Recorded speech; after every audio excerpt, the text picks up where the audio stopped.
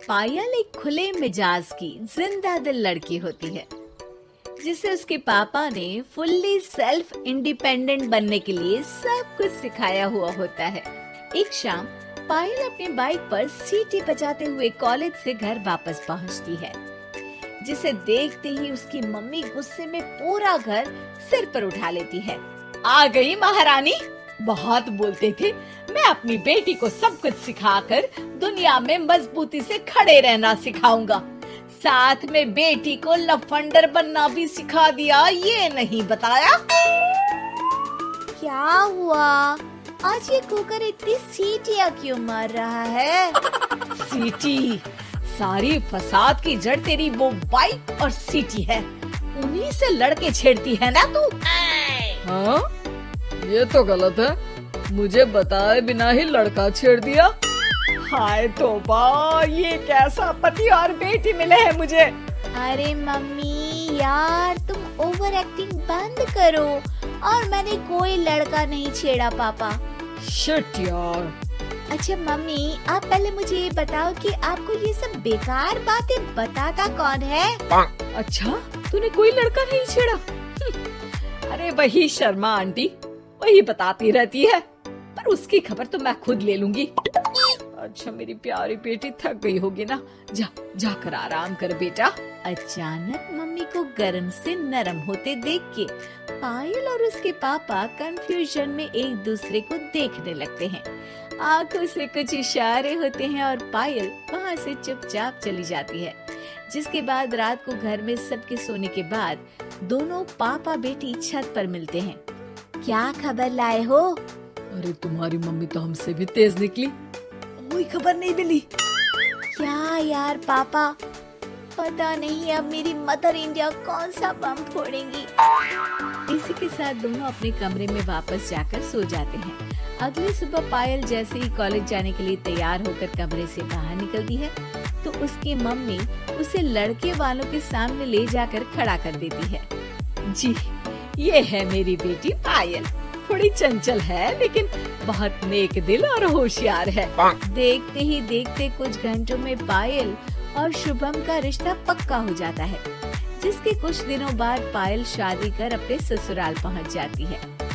सोचा था मम्मी कोई बम फोड़ेंगी, पर उन्होंने तो सीधा मुझे उम्र कैद की सजा ही दे दी। बहू, अब उम्र कैद समझो या बम, रहना तो यही है, निभाना यही है, इसलिए छिछोरी हरकतें बंद करनी होगी। ये आप क्या बात कर रही हो? मैंने क्या किया? इतने मासूम ना बनो, मुझे तुम्हारे कारनामों के बारे में सब अच्छे से पता है। ऐसा बोलकर सास तो वहाँ से चली जाती है, लेकिन पायल सोच में पड़ी वहीं खड़ी रह जाती है। जिस पर शुभम उसके पास आता है।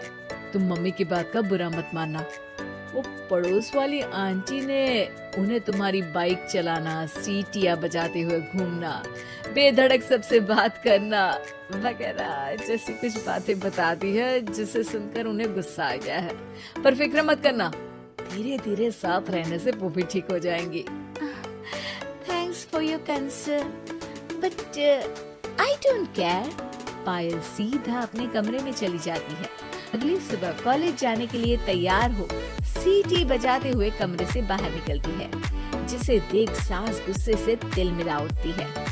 महारानी, शादी के अगले ही दिन ये हीरोइन बनकर कहाँ चल पड़ी? और ये लफंगों की तरह सीटियाँ बजाना बंद करो। ये हमारा घर है, कोई सड़क नहीं जहाँ तुम आवारागर्दी करती घूमो। मम्मी जी, सीटी बजाने और कंफर्टेबल कपड़े पहनने से लोग कब से आवारा बनने लगे। इसी के साथ सास बहू का युद्ध शुरू होने ही वाला होता है कि शुभम वहाँ पहुँच जाता है। माँ, उसका कॉलेज है इसलिए ऐसे तैयार हुई है। और पायल, तुम भी माँ को समझने की थोड़ी कोशिश करो ना प्लीज। सिचुएशन संभालकर शुभम और पायल घर से निकल जाते हैं। इसी तरह दिन बीतने लगते हैं, जिससे सास बहू की लड़ाइयों के बीच शुभम पिसता रहता है, लेकिन साथ ही वो दोनों एक दूसरे की आदतों को अपना भी लेती हैं। पर पायल का सीटी बजाना सास को आज भी नागवारा ही होता है। आसमान गिर जाएगा, धरती फट जाएगी, पर इसकी सीटी ना जी ना, कभी बंद नहीं होगी। अरे मम्मी जी, जब आप मेरे कुछ बोले बिना सीटी से ही समझ जाती हो कि मैं क्या बोल रही हूँ, फिर इसे बदलने की क्या जरूरत? यही तो हमारी यूनिकनेस है।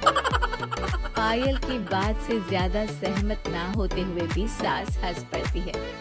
उसी शाम पूरा परिवार घूमने जाने का प्लान बनाकर घर से निकल जाता है और उनके जाते ही घर में चोर घुस आते हैं और तभी वो सब भी दोबारा घर के अंदर आते हैं बाहर से। क्या यार पायल, एक शाम भी फोन के बिना नहीं रह सकती थी क्या? घर में ही तो फोन है, कहाँ चला जाता?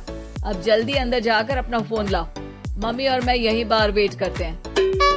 ज्यादा बोल रहे हो, देखो अब और धीरे काम करूंगी। ऐसा बोलकर पायल घर के अंदर जाती है और बहुत देर तक बाहर निकल कर नहीं आती। अरे ये तो सच में जानबूझकर लेट करने लगी। चल कर देखते हैं ना। दोनों जैसे ही मेन डोर के नजदीक पहुंचते हैं, उन्हें पायल के सीटी बजाने की आवाज सुनाई देती है। हमें लेट करके खुद मजे से बैठी सीटियां बजा रही है। अरे गधे, ये मजा नहीं सजा है, जल्दी से पुलिस को फोन कर। माँ की बातों से कंफ्यूज्ड शुभम उसे देखता ही रहता है। सास खुद ही पुलिस को फोन कर देती है। कुछ देर बाद वो दोनों पुलिस के साथ घर के अंदर जाते हैं तो पायल एक कुर्सी पर बंधी होती है और सास को देखते ही दोबारा सीटी बजाने लगती है। सीटियों की दुकान फिर से शुरू हो गई तू? और क्या इन सबको कह रही है कि चोरा है चोरा है? तुझे कैद किया है, थोड़ा तो तरस खाकर डर हमसे। और प्यार से क्या बोल रहा है इससे? अरे इसके सर पर बंदूक लगा, ठोक दे इसको। अरे चल झूठे, तेरे पास तो हथियार है ही नहीं। सास की बात सुन वहाँ मौजूद सारे इंसान हैरान रह जाते हैं और पुलिस तुरंत उन चोरों को अरेस्ट कर लेती है। आपको कैसे पता कि इनके पास हथियार नहीं है? अरे सीटी नहीं तो बताया।